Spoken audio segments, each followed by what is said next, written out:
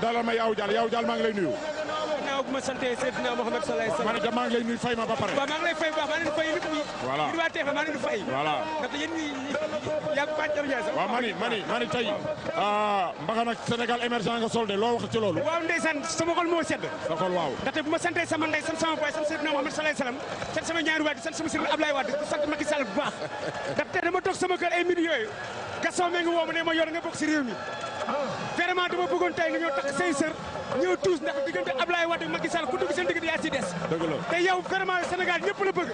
man tamit wax dëgg sax amoon naa lu ma métti mais dara métti tuma la ndaxte Macky Sall bu demee ba génnee Karim Wade kay sama ko dafa sedd di ko ñaanal réew mi nag yàlla ko yàlla may jàmm si bat Seydina Mohamed sallallahu alayhi wasallam. waxal vive Sénégal émergent. vive Sénégal émergent waaye nag vive Ablaye sama sëriñ ak ñëpp ñu am jàmm waaye nag monsieur le président sonn naa nag dama bëgg di jënd sama oto boobu nga ma waxoon oto bi moom laa bëgg di jënd ko yaamu jàmm. waaw ñu danaan tuus Baye Mandione te dellu si waat plateau bi ñu dem tuus Baye Mandione